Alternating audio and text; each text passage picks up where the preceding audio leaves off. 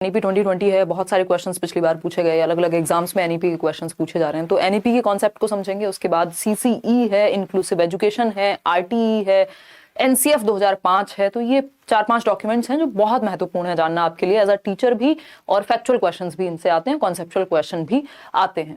तो good evening भाई, आ जाओ, पहले ज्वाइन कर लो, कल आपकी छुट्टी रही और आज हम मिलेंगे। डे 4 है ये महामैराथन का। महामैराथन इसलिए कह रहे हैं क्योंकि ये कई दिन से चल रही है, लगभग क्या सारे ही कॉन्सेप्ट्स हमने इन डिटेल डिस्कस किए हैं। स्टार्ट करेंगे आज जितने भी ये डॉक्यूमेंट्स हैं, क्योंकि ये डॉक्यूमेंट इतने बड़े होते हैं, तो जो जो मेन पॉइंट्स हैं उन पे हम चर्चा करेंगे। एक बार ज्वाइन कर लो, शेयर वेयर कर दो आसपास, जितने भी लोग पढ़ाई करने के मूड में रहते हो। लाओ मैडम और निशा जी को हमने साथ में बिठाया ताकि हमें बोरियत महसूस ना हो, दिखते रहें लोग आसपास जो कुछ कुछ बातें कर रहे हों, हंस रहे हों, जिन्हें देख के हंसने का मन करे, जो जोकर से भी ज्यादा विचित्र हों। मतलब समझ पा रहे हैं ना?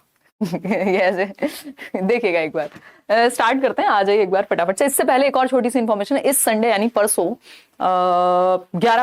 11 दिसंबर आपका एक ऑफलाइन सेशन है जो कि फ्री है, इसमें एंट्री फ्री है। और ऐसी बहुत सारी चीजें हमने टीचिंग एग्जाम्स में की हैं जो बाकी लोगों ने भर भर के फॉलो की हैं, कॉपी कह लीजिए आप, but how does it matter. इसको हम नेगेटिव नहीं मानते, इसको पॉजिटिव मानते हैं कि अगर कोई इंस्पायर होकर कोई अच्छा काम करे तो अच्छी बात है। अभी फ्री ऑफलाइन क्लासेस भी आपको देखने को मिल रहे हैं, लोग कर रहे हैं। मीटअप्स की शुरुआत हमने की, अगर हम कहें तो, जो टीचिंग एग्जाम्स की अगर बात कर रहे हैं, ऐसी बहुत सारी चीजें हमने की हैं। और ये खुशी की भी बात है, इसमें कोई दुख की बात नहीं है। चाहे वो मैराथन सेशंस की शुरुआत रही हो, दुनिया भर की ऐसी चीजें हैं जो हम लोगों ने की हैं और फिर बाद में सभी ने उनको अपनाया है। तो ये अच्छी बात है, हमारी डाइवर्जेंट थिंकिंग लोगों को काम आती है और आप लोगों की थोड़ी बहुत मदद होती है।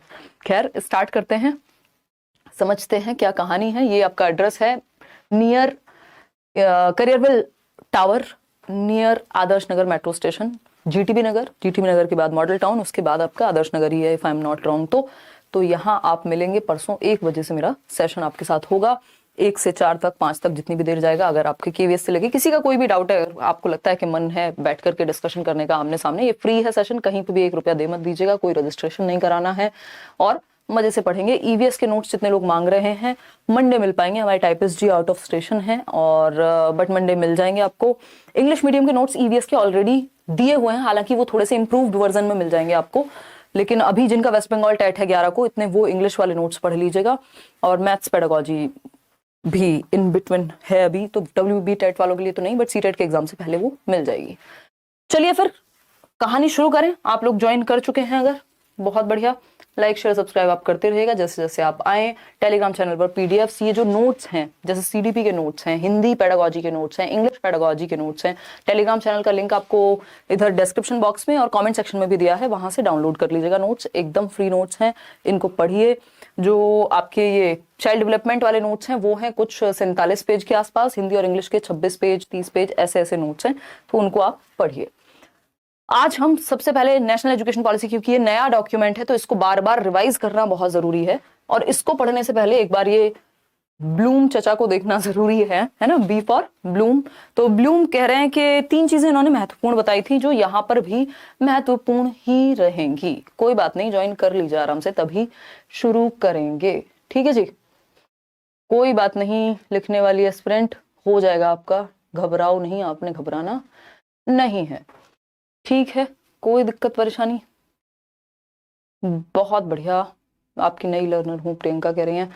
चलिए कहानी शुरू करें। अगर हम कहें तो ये ब्लूम टैक्सोनॉमी है, कैप से आपको याद रखना है, और नेशनल एजुकेशन पॉलिसी साफ साफ कह रही है कि जो आप 360 डिग्री असेसमेंट की बात कर रहे हो, 360 डिग्री होलिस्टिक यानी सर्वांगीण आकलन की बात कर रहे हो, उसमें जो आपका आकलन है, जो लर्निंग है, उसमें सीएपी कैप मॉडल फॉलो होना चाहिए। इसका क्या मतलब है, आप बच्चे के संज्ञान, हेड, जिसकी बात पेस्टोलॉजी और महात्मा गांधी भी कर रहे थे, यानी बच्चे के संज्ञान, उसकी थिंकिंग स्किल्स, जो भी उसकी ब्रेन पावर्स हैं, attention, memory, perception, decision making, thinking, reasoning, जितनी भी चीजें जो दिमाग से होती हैं, बच्चों को ऐसे पढ़ाई कि उसके दिमाग में भी चीजें सेट हों, दिमाग से भी चीजें वो यूज कर पाए, सोच पाए, समझ पाए। उसके हार्ट यानी emotions, affective domain, A for affective domain, cap लगाने वाली, C for cognitive, A for affective यानी उसके इमोशंस से। ऐसे उदाहरण दीजिए जो उसके जीवन से जुड़े हुए हों, जो ऐसी एक्टिविटीज कराइए जो उसके दिल पे लगे बात, ठीक, मतलब इमोशनली आप उसको कनेक्ट कर पाए। फिर थर्ड चीज है साइकोमोटर, सीएपी कैप यानी गत्यात्मक, ऐसी एक्टिविटीज जिनमें वो फिजिकली इन्वॉल्व हो। तो इन तीनों ही एस्पेक्ट्स को शामिल करने की बात एनईपी नेशनल एजुकेशन पॉलिसी 2020 करती है, ये बात हम ध्यान रखेंगे। तो गत्यात्मक पक्ष यानी फिजिकल स्किल्स, अफेक्टिव यानी एटीट्यूड या सेल्फ, कॉग्निटिव यानी मेंटल स्किल्स। अगर पूछा जाए बिहेवियर का डूइंग पक्ष किससे संबंधित है तो आपको पता है साइकोमोटर, और अगर हम पूछें फीलिंग पक्ष किससे संबंधित है आपको पता है अफेक्टिव, और कॉग्निटिव जो है वो आपका थिंकिंग पक्ष से जुड़ा हुआ है। तो इन तीनों से 3 इस तरह के क्वेश्चंस भी बनते हैं। बाकी हम इसके रिगार्ड में जो 6 लेवल्स हैं कॉग्निटिव एस्पेक्ट में वो लास्ट क्लास में डिस्कस कर चुके हैं, लेकिन ये एनईपी में भी एक महत्वपूर्ण चीज बन जाता है, तो इसको डिस्कस करना जरूरी है। ठीक है, कोई दिक्कत परेशानी? माही कह रही है मार्च में बैच ली थी पेडागोजी स्पेशल में, डिस्काउंट मिलेगा? बिल्कुल मिलेगा। अगर आप करियर विल पे कोई भी बैच ले रहे हैं और आप करियर विल के पुराने स्टूडेंट रह चुके हैं तो आपको नए बैचेस में डिस्काउंट फॉर श्योर मिलेगा। इससे मुझे याद आया केवीएस का एक बैच आया हुआ है, और जिनको सिर्फ पेडागोजी पढ़नी है, पेडागोजी स्पेशल एक बैच आया हुआ है केवीएस के लिए, सिर्फ पेडागोजी का बैच है, बिल्कुल फ्लैट डिस्काउंट पे 800 है, और वो चलेगा 60 मार्क्स 40 मार्क्स जो भी केवीएस में पेडागोजी पूछी जा रही है वो सारी हम वहां करेंगे। और जो कंप्लीट बैच है जिसमें बाकी के 10 टीचर्स हैं वो ये आपके सामने हैं। तो एडमिशन अभी ओपन है, आप देख करके डेमो लेक्चर्स, और अभी डेमो लेक्चर्स आपको यहाँ यूट्यूब पे भी एक क्लास मिल जाएगी। आप पूरे जहां पर भी आप देखना चाहते हैं आसपास जितने भी टीचर्स हैं सबको देख लीजिए, आपको पता लगेगा जब आप डेमो भी लेंगे, या वैसे भी अगर किसी से आसपास फीडबैक लेंगे, किसी ने पढ़ा होगा कि टीचर्स जो हैं वो बेस्ट टीचर्स हैं जो भी अभी ऑफलाइन ऑनलाइन सब जगह सालों से पढ़ा रहे हैं। तो नेशनल एजुकेशन पॉलिसी की जब हम बात कर रहे हैं, नेशनल एजुकेशन पॉलिसी, डॉक्टर के कस्तूरीरंगन की अध्यक्षता में एक रिपोर्ट आई 31 मई 2019 को। तो इसके जो चेयरपर्सन हैं वो कौन है? डॉक्टर के कस्तूरीरंगन। कमेटी ने इसको बनाया। एमएचआरडी का नाम बदल करके, जो ministry of human resource and development थी, मानव संसाधन विकास मंत्रालय जो था, उसको शिक्षा मंत्रालय रीनेम कर दिया गया, यानी एजुकेशन मिनिस्ट्री इसका नाम हो गया। ठीक, ये बेसिक बातें हैं। पहले शिक्षा मंत्रालय होता था, फिर एमएचआरडी किया था, अब फिर से एजुकेशन मिनिस्ट्री कर दिया है। इसमें एक नया फॉर्मेट जो है वो इंट्रोड्यूस हुआ, 5+3+3+4। पहले क्या होता था? 10+2+3 यानी 10वीं 10 साल, फिर 2 साल आपका 11वीं 12वीं सीनियर सेकेंडरी, और सेकेंडरी 10वीं था, और आपका ग्रेजुएशन जो है वो 3 साल। ये था पैटर्न। अभी क्या किया है? 5+3+3+4 या 10+2 स्कूल एजुकेशन अगर थी तो अभी उसको 5+3+3+4, 534 एक ट्रिक है इसकी जिससे आपको ये याद रहेगा। बस 534 में करना क्या है? 3 का स्क्वायर कर देना है, यानी 3 जो है वो 2 बार है ना। पहले 5 साल शुरुआत के फाउंडेशनल पीरियड है आपका, बिल्कुल जहां पे बुनियाद बनाई जाएगी, फिर आपका 3 साल प्रेपरेटरी, फिर आपका मीडियम, और इसका कुछ तो इन्होंने नाम रखा हुआ है, और फिर उसके बाद आपका 3 साल आपके, और 4 है आपका सेकेंडरी। तो ये है कुछ 5+3+3+4 का मॉडल जो एनईपी ने इंट्रोड्यूस किया है। 534 से याद रखना है, स्क्वायर लगा देना है, यानी 2 बार 3 है। यहाँ पे ये मिडल ही बोला है इसको, चलिए ठीक है। तो अगर हम बात करें तो ये है 5 साल की जो एजुकेशन है, 3 से 8 वर्ष तक। पहले क्या होता था? छठी से, मतलब छठी बोल रही हूँ, 6 साल से 6 ईयर से फर्स्ट क्लास में बच्चा एडमिशन लेगा, और तब से हम काउंट करते थे। यहां पर क्या है? अभी ये कहा गया है कि जो प्री प्राइमरी वाले बच्चे हैं उनको 3 साल से ही, जो अर्ली चाइल्डहुड केयर एजुकेशन वाले बच्चे हैं उन्हीं को इंक्लूड कर लो सीधा। तो शुरुआत के 5 साल यानी 3 साल से 8 साल की उम्र जो है फाउंडेशनल पीरियड, मूलभूत चरण, यहाँ बेसिक लिटरेसी सिखाई जाएगी, खेलने कूदने में रहेंगे बेसिकली। फिर 3 साल हैं आपके 8 से 11 वर्ष का बच्चा प्रेपरेटरी स्टेज में है, वो बेसिक अब जाकर के वो न्यूमरेसी स्किल्स सीखेगा, वहां खेलेगा कूदेगा। और 3 साल उसके बाद 11 से 14 वर्ष मिडिल स्टेज हो गई आपकी। फिर आता है जिसमें आप बच्चा जो है वो 6, 7, 8 वगैरह करेगा। फिर 14 से 18 वर्ष सेकेंडरी स्टेज आ जाती है, और इसमें भी 6th ग्रेड से ही बच्चे को हम कोडिंग, वोकेशनल एजुकेशन, दुनिया भर की चीजें कराने की बात कर रहे हैं। तो ये यहाँ पे 4 चरण हैं। 5 साल जिसको फाउंडेशनल पीरियड कह रहे हैं कि बेसिक फाउंडेशनल स्किल्स आ जाएं, उसमें बेसिक खेलना कूदना थोड़ा डेवलपमेंट उसका हो जाए। फिर 8 से 11 वर्ष की अवस्था है, न्यूमरेसी स्किल्स आ जाएं। फिर 8 से 11 में आपका प्राइमरी एजुकेशन वो लेना शुरू कर दे। फिर 11 से 14 है मिडिल स्टेज, फिर सेकेंडरी स्टेज आ जाती है। FPMS इसको हम मान के चल रहे हैं। इसको अगर आपको डिटेल में पढ़ना है, मैं करा चुकी हूँ इसको। नेशनल एजुकेशन पॉलिसी पे 2 वीडियो, 3 है बट 2 तो प्रॉपर जैसे क्वेश्चंस पूछे गए हैं उस हिसाब से भी कराई है। इस बार खूब क्वेश्चंस आए हैं अलग अलग सब्जेक्ट में भी। अगर हम एनईपी की बात करें, पोल दे देंगी मैडम अगर नींद ना आई हो तो प्लीज। तो ये क्वेश्चन है आपके सामने कि जो नेशनल एजुकेशन पॉलिसी है उसने कौन से पैटर्न में बदलाव लाया है, यानी structure of school education as recommended by national education policy. तो आपको 534 वाली वो ट्रिक याद रखनी है ताकि आप कंफ्यूज ना हो। 3 का स्क्वायर कर देना है, ठीक, तो इसमें आंसर क्या सही होगा फटाफट से आप कमेंट करके बताएंगे। इतने में ये लिख देती हूँ ताकि आपको बार बार ये चीज याद रहे। भाई 5+3+3+4 FPMS फाउंडेशनल पीरियड 5 साल का, प्रेपरेटरी स्टेज 3 साल की, मिडल स्टेज 3 साल की और सेकेंडरी स्टेज 4 साल की। ठीक है, ये चारों के नाम FPMS के थ्रू ही याद रखने हैं। ए ऑप्शन एकदम सही है। आप लोग कह रहे हैं इसको अपनी मर्जी से 4 को 2+2, ये मैथ्स नहीं चल रहा कि हम अपनी मर्जी से लिख दें, है ना, 5 को 2+3 लिख दें, ऐसा नहीं चलेगा। 5+3+3+4 जब तक ये ऑप्शन में है तब तक कोई और ऑप्शन हमें चूज करने की आवश्यकता नहीं है। 96% लोग आंसर सही दे रहे हैं, मतलब इसमें भी लोग हैं जो गड़बड़ कर रहे हैं आंसर में, मतलब इसमें भी 4% लोग हैं जिनको सही उत्तर देने में समस्या हुई। तो A option is the right answer. आगे बढ़ेंगे और समझेंगे। अब आप सो सकती हैं फिर से, देखिएगा। तो ये पुराने जमाने की बात है। एक समय पे क्या होता था, एजुकेशन ऐसे वर्क करती थी, 10 साल प्लस 2 साल, यानी 6 साल की उम्र में पहली क्लास में बच्चा जाता था। मतलब अभी भी यही है, बट अब चेंजेस आ जाएंगे नेशनल एजुकेशन पॉलिसी की वजह से। 10 साल की उम्र में, मतलब 10 साल की एजुकेशन है, 6 साल की उम्र में बच्चा कक्षा 1 में जाएगा, और अगर हम बात कर रहे हैं 16 साल तक 10वीं उसकी हो जाएगी। फिर उसके बाद 2 साल थे, 2 साल कौन से हैं ये, 11वीं और 12वीं की, 16 से 18 वर्ष। इसको परिवर्तन, जो न्यू एकेडमिक स्ट्रक्चर है उसमें परिवर्तन आ जाएगा। 10+2 से काम अभी नहीं चलेगा। ये था 10+2 एग्जिस्टिंग स्कीम जो हमारी चल रही है अभी तक। अब जब ये लागू हो जाएगी पूरी तरीके से तो एकेडमिक स्ट्रक्चर ऐसे बन जाएगा। FPMS आप देख पा रहे हैं, 3 साल शुरुआत के आंगनबाड़ी वाला टाइम, फिर 2 साल जो है आपके 6 से 8 वर्ष यानी क्लास 1 और 2, यानी ये 5 साल जो है शुरुआत के, इनको 2 तरीके से तोड़ा हुआ है। 3 साल है आंगनबाड़ी के, 2 साल है फिर आपके बेसिक क्लास 1 और 2 के। ठीक है, फाउंडेशनल पीरियड में multi level education, play activity based learning होगी। प्रेपरेटरी स्टेज में जाकर के बच्चा थोड़ा एक्टिविटी के थ्रू स्किल्स वगैरह डेवलप करेगा, न्यूमरेसी स्किल्स एंड ऑल। फिर मिडिल स्टेज में तो साइंस, मैथमेटिक्स, आर्ट्स वगैरह पढ़ेगा 6th क्लास में। और सेकेंडरी स्टेज में again critical thinking and all पे बहुत ज्यादा जोर दिया है इन्होंने, और ये एक बार आप देख पाएंगे। चलिए कहानी को आगे बढ़ाते हैं। ठीक, अगर इसको हम ऐसे देखना चाहें कि जो हमने शुरुआत के 5 साल लगाए हैं, उन 5 साल में 3 साल आंगनबाड़ी के हैं या प्ले वे के हैं, फिर 2 साल कक्षा 1 और 2 के हैं, तो इसमें मल्टी लेवल प्ले एक्टिविटी होगी। फिर जो उसके बाद के 3 साल हैं उसमें बच्चा डिस्कवरी मेथड एंड ऑल का इंटरेक्ट करके न्यूमरेसी स्किल्स वगैरह आप सिखाएंगे। फिर आएंगे इस पर मिडिल स्कूल पर एक्सपीरियंशियल लर्निंग पे फोकस किया है, यानी अनुभवात्मक अधिगम पर फोकस किया, बच्चों को रियल लाइफ एक्सपीरियंस हम दे पाए।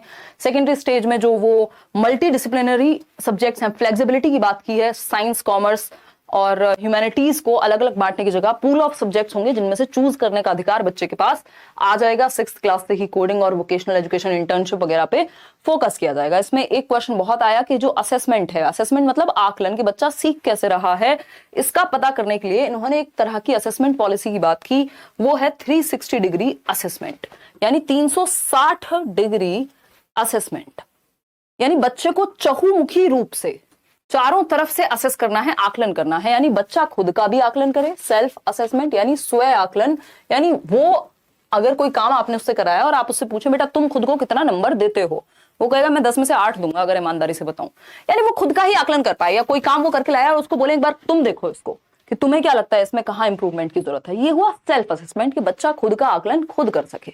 तो एक पार्ट तो इसमें ये हुआ। दूसरा 360 डिग्री असेसमेंट में क्या है, पीयर असेसमेंट। पीयर मतलब सहपाठी आकलन, यानी जो बच्चे के दोस्त हैं, क्लासमेट्स हैं, वो भी उसका आकलन कर पाए।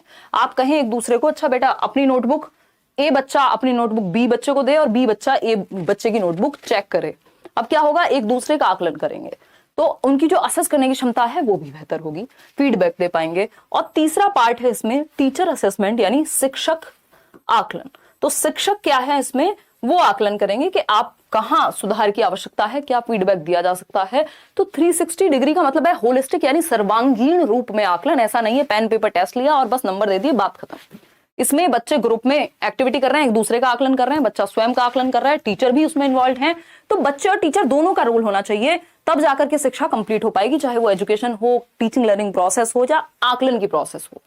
ठीक है, कि हम टेस्ट भी अगर कर रहे हैं तो उसमें भी टीचर का भी रोल है, बच्चे का भी रोल है, पीयर असेसमेंट का भी रोल है। हर किसी को एक तरह से ग्रेड की तरह हम काउंट करेंगे। इन्होंने असेसमेंट में रिफॉर्म लाने के लिए एक चीज की, उसका नाम है परख नाम का एक पूरा प्रोसेस डेवलप किया। परख में PARAKH अपने आप में हर किसी का एक मीनिंग है। P for performance, A for assessment, R for review, A for analysis, K for knowledge, for holistic development. तो ये हमें ध्यान रखना है, ये जो परख बॉडी बनाई गई एक तरह से असेसमेंट रिफॉर्म्स में, और इसमें बात हुई कि बच्चों को 21वीं शताब्दी के जो कौशल हैं, 21st सेंचुरी स्किल्स जैसे क्रिटिकल थिंकिंग है, डिजिटल लिटरेसी है, ये सब जरूरी चीजें हैं आज की डेट में, क्योंकि इन्फॉर्मेशन का युग है। आप ऐसा नहीं किसी ने कुछ भी बताया और मान लिया, आपको उसकी समालोचनात्मक चिंतन उसका करना पड़ेगा, डिजिटली लिटरेट होना पड़ेगा, कोऑपरेशन एंड ऑल, ये सारी चीजें 21वीं सदी के कौशलों में आती हैं। अभी पढ़ेंगे कि 21वीं सदी के कौशल होते क्या हैं। ठीक है, अगर हम बात करें परख की, तो आपको पता है इसमें कितने लेटर्स हैं? 6। ठीक, तो इस परख में P फॉर क्या है? परफॉर्मेंस कैसी है बच्चे की, इसका आकलन, परफॉर्मेंस असेसमेंट, फिर रिव्यू करेंगे, उस चीज पर प्रकाश डालेंगे, फिर एनालिसिस करेंगे, उस चीज का आकलन करेंगे, फेल हुए तो क्यों हुए, कहीं प्रॉब्लम है तो क्या है, फिर नॉलेज को टेस्ट करेंगे, किस चीज के लिए? For holistic development, H for holistic development. तो एक बार खुद से आंख बंद करके ये बोल करके देखिए, PARAKH। ठीक, एक बार इसको ऐसे लिख लेते हैं यहां, क्योंकि पेपर में दिमाग में चीजें टिकनी चाहिए। इस बार एग्जाम वैसे भी कॉन्सेप्चुअल है, PA मतलब ज्यादा कॉन्सेप्चुअल है पहले से, परख। ठीक है, तो P for performance, A for क्या होगा बताओ फटाफट से? Assessment, R for review, A for analysis, K for knowledge, for holistic development. ये हुआ परख का फुल फॉर्म, पता होना चाहिए। चाहे आप D++ में बैठने जाएं, KVS में बैठने जाएं, किसी भी एग्जाम को आप देने जा रहे हैं, ये चीजें पढ़ के ही जानी है। पेडागोजिकल ऐसे कॉन्सेप्ट्स हैं, चाहे वो NEP हो, RTE हो, इंक्लूसिव एजुकेशन हो, CCE हो, NCF हो, ये सब पढ़ने हैं। अगेन ये बात मैं आपको शुरुआत में ही बता चुकी हूं कि होलिस्टिक प्रोग्रेस कार्ड की बात की है। होलिस्टिक प्रोग्रेस कार्ड क्या है? यानी बच्चे का जो रिजल्ट बने, जो कार्ड बने, वो रिजल्ट होलिस्टिक प्रोग्रेस कार्ड कहलाएगा। यानी 360 डिग्री असेसमेंट उसमें हुआ है, यानी सर्वांगीण रूप से बढ़ते क्रम में प्रगतिशील एक कार्ड बनेगा, जिसमें CAP कैप यानी कॉग्निटिव, अफेक्टिव और साइकोमोटर डोमेन का ध्यान रखा जाएगा। बच्चे के संज्ञान, उसके इमोशंस, उसके साइकोमोटर एबिलिटीज, यानी वो स्पोर्ट्स में अच्छा है कि नहीं, साइकोमोटर में आ गया, वो इमोशनली किन चीजों में, क्रिएटिविटी से लेकर के, और किन चीजों में कोऑपरेशन, लीडरशिप स्किल, किन चीजों में अच्छा है, कॉग्निटिव स्किल्स की बात करें कि इन सब्जेक्ट्स में अच्छा है। तो लगभग हर एक एस्पेक्ट में हम उसको ग्रेड कर रहे हैं या फिर उसके लर्निंग पे फोकस कर रहे हैं। तो संज्ञानात्मक, सांवेगिक और गत्यात्मक पक्ष, cognitive, affective and psychomotor domains को ध्यान में रख के एक होलिस्टिक प्रोग्रेस कार्ड बनेगा। इसमें सारी चीजें इन्वॉल्व होंगी, तब जाकर के हम 360 डिग्री असेसमेंट को अचीव कर पाएंगे। बात सही है या नहीं है? बिल्कुल सही है। आगे बढ़ेंगे नेक्स्ट पॉइंट पर। क्या कहता है ये? 21st century skills. तो मेजर जो 12 स्किल्स हैं जिनको हम काउंट करते हैं CBSE दृष्टि से, और वैसे तो सैकड़ों स्किल्स आपको मिल जाएंगी अगर आप जाएंगे देखने। ठीक है ना, चलिए समझते हैं फटाफट से, और लाइक शेयर सब्सक्राइब करना अगर आप भूल गए हैं तो आप कर सकते हैं। बहुत सारी चीजें हैं अभी जो हम पढ़ने वाले हैं। ये ऐसी चीजें हैं जितनी बार आप पढ़ेंगे, ये हम कई बार कर भी चुके हैं, लेकिन जितनी बार आप पढ़ेंगे उतनी बार बेहतर, ये इससे कोई नुकसान नहीं होने वाला। ठीक है, कितने लोग अभी हम जुड़े हुए हैं? 23,000 लोग। लाइक किया है सिर्फ 10,000 लोगों ने। चलिए कोई बात नहीं। तो ये क्रिटिकल स्किल्स हैं, जो 12 क्रिटिकल थिंकिंग स्किल्स हैं जो महत्वपूर्ण हैं। अब ये महत्वपूर्ण क्यों है, कैसे हैं, क्या कहानी है, उस पे हम अभी आएंगे। चले, ये 12 स्किल्स हैं, 12 कौशल हैं ये आपके, जो महत्वपूर्ण हैं भयंकर रूप से। ठीक है बात या नहीं है? देखिए, अगर हम बात करें, किसी ने कोई क्वेश्चन पूछा है from Purnia Bihar, ma'am set लगाता हूं आप पे तो ऐप पे, तो SST और हिंदी का क्वेश्चन बनता नहीं है। अरुण सर को बोलिए कि अब क्वेश्चन कराएं, मुझे 130 प्लस लाना है। गरीब, क्या नाम है आपका? गरीब नवाज। तो नवाज, इसमें बिल्कुल आप साथ साथ प्रैक्टिस भी करते रहिए, बोल देंगे कोई बात नहीं। देखिएगा, 21st century skills, previous year को ध्यान में रख के एनालाइज करते रहना है।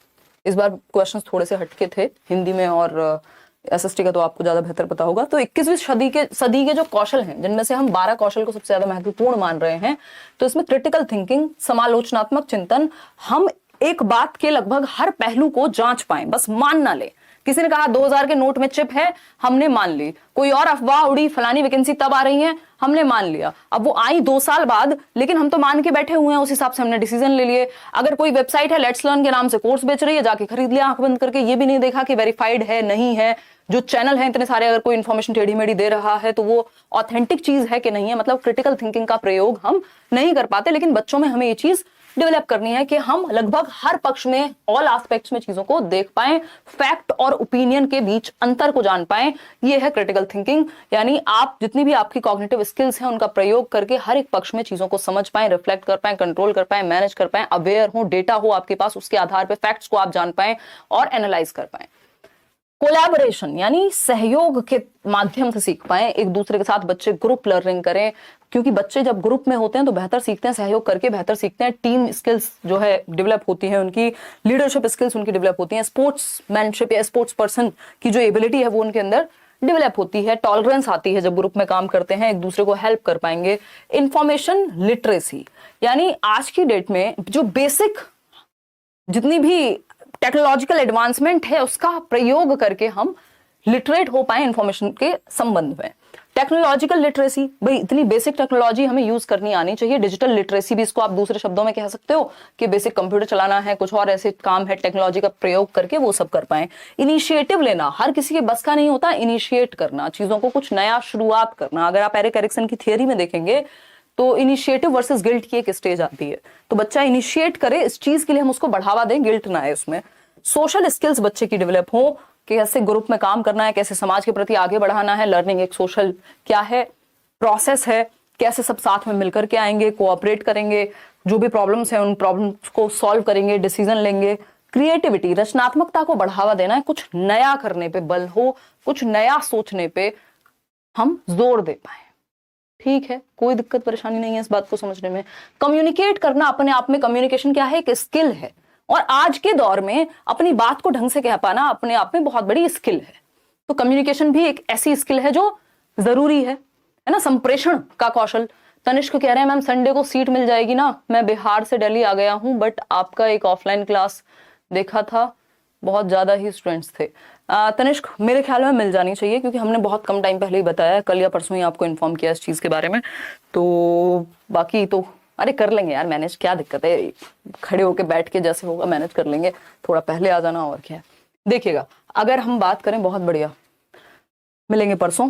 फिर आता है मीडिया लिटरेसी, यानी मीडिया के भी इतने सारे साधन हैं आज की डेट में, उनके बारे में आप लिटरेट हो, लीडरशिप स्किल्स आपके अंदर डेवलप हो, एक दिशा दे पाए आप औरों को भी खुद को भी। प्रोडक्टिविटी, कैसे आप समय को सही तरीके से यूज कर पाए, चीजें जो करना चाहते हैं वो कर पाए, डांस भी कर लो तुम बैठे बैठे।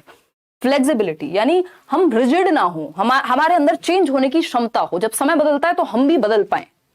तो ये चेंज वाली जो एबिलिटी है यही फ्लेक्सिबिलिटी है यहाँ। तो ये 12 स्किल्स हैं जिनको हम critical thinking, 21st century skills कह रहे हैं, कि 21वीं शताब्दी के ये कौशल हैं जो जरूरी है कि हम स्कूल्स में बच्चों को अलग अलग एक्टिविटी के माध्यम से सिखाएं, चाहे उनको हम ट्रिप पे ले जाके सिखा रहे हैं कुछ चीजें एक्टिविटीज अलग अलग करवा रहे हैं तब सिखा रहे हैं, एंड ऑल।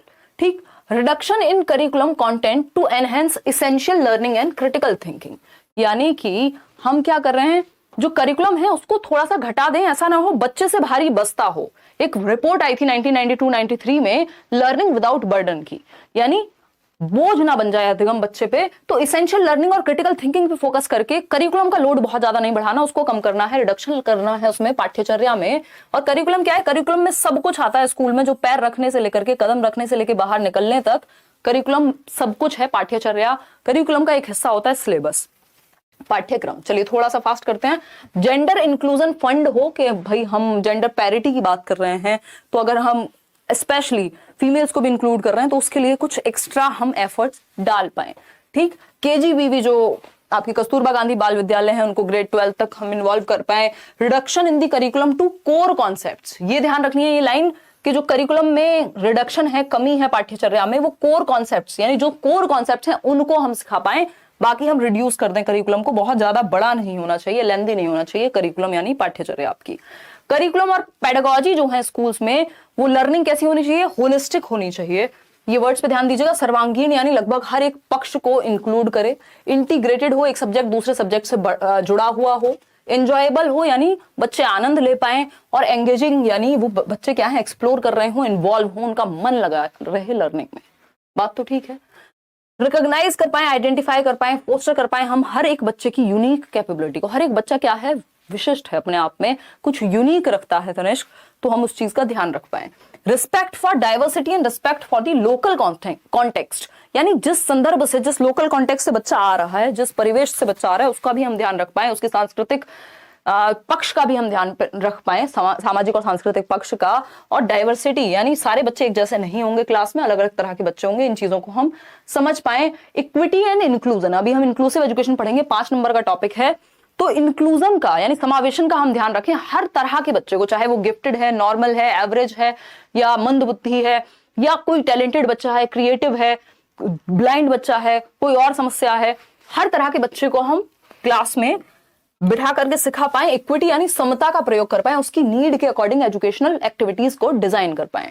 अब आती है जेंडर आइडेंटिटीज को हम ध्यान में रखें, सोशियो कल्चरल आइडेंटिटीज को हम ध्यान में रखें, किसी को नीचा और ऊंचा ना दिखाएं, जियोग्राफिकल आइडेंटिटीज, कौन किस ज्योग्राफी से आ रहा है, तो हर एक बच्चे को इंक्लूड करना है, उसके जो भी क्षमताएं वो लेकर के आए परिवेश से अपने। डिसेबिलिटीज को हम इंक्लूड कर पाए, सोशियो इकोनॉमिक कंडीशंस का ध्यान रख पाए बच्चों की, socially and economically disadvantage groups बनाए जाएं जो स्पेशली काम करें उन लोगों के लिए जो सोशली और इकोनॉमिकली डिसएडवांटेज हैं, यानी वंचित हैं सामाजिक और आर्थिक रूप से। इसको नोट कर लीजिएगा, SCDGs, ये सब मैंने नोट्स में आपको दिया है, अगर नोट नहीं भी कर रहे हैं तो ध्यान जरूर रखेंगे इस चीज का। अगर लैंग्वेज के विषय में हम बात कर रहे हैं तो NEP आपको कह रही है कि 3 लैंग्वेज फॉर्मूला को फ्लेक्सिबली यूज करना है। 3 लैंग्वेज फॉर्मूला क्या था कि 3 भाषाएं प्राथमिक स्तर पर पढ़ाई जाएं, जिसमें से पहली भाषा मातृभाषा होनी चाहिए, दूसरी भाषा, अगर मातृभाषा हिंदी नहीं है तो दूसरी भाषा हिंदी होगी, तीसरी भाषा कोई भी मॉडर्न इंडियन लैंग्वेज है, इंग्लिश हो जाएगी। तो ये एक बेसिक बात हुई। नो लैंग्वेजेस बीइंग इम्पोज्ड, इस बात का ध्यान रखिएगा, बहुत क्वेश्चन पूछे गए हैं। किसी भी भाषा को आप थोप नहीं सकते बच्चे पे, अप्लाई नहीं कर सकते, इम्पोज नहीं कर सकते, उसको अपनी मदर टंग यानी मातृभाषा का प्रयोग करने की स्वतंत्रता होनी चाहिए, अपनी चॉइस से वो लैंग्वेज पढ़ पाए। मदर टंग और रीजनल लैंग्वेज टिल ग्रेड 5, कक्षा 5 तक जो क्षेत्रीय और मातृ भाषा है उसकी, जो घर में यूज करता है, होम लैंग्वेज है, नेटिव लैंग्वेज है, उसका आप प्रयोग उसको करने देंगे। बच्चे की मातृभाषा को डिस्करेज यानी हतोत्साहित नहीं करना होता। फिर आती है Sanskrit as an option at all levels, यानी बेसिकली जो आपकी इंडियन क्लासिकल लैंग्वेजेस हैं उनको एक ऑप्शनल की तरह रखने देना है स्कूल्स में। संस्कृत क्या है, एक ऑप्शनल की तरह होनी चाहिए बच्चे के पास, वो जिस लेवल पे पढ़ना चाहे, एक ऑप्शनल सब्जेक्ट के रूप में, एडिशनल सब्जेक्ट के रूप में। जितनी भी सांस्कृतिक भाषाएं क्लासिकल लैंग्वेजेस हैं उनको आप एक ऑप्शनल या एडिशनल सब्जेक्ट के रूप में रख पाएंगे। तो 3 लैंग्वेज फॉर्मूला को यूज करना है। मल्टीलिंगुअल कंट्री है तो फ्लेक्सिबिलिटी होनी चाहिए कि बहुभाषिता का प्रयोग कर पाए, यानी जो NCF कहता था उसी बात को बढ़ावा दिया है कि मल्टीपल भाषाएं देश भर में चलती हैं। हम कहते हैं कि कोस कोस पे पानी बदले 3 कोस पे वाणी। तो जो भाषाओं का जो चेंज है या बहुत ज्यादा डाइवर्सिटी है, विभिन्नता है लैंग्वेज को लेकर के इंडिया में,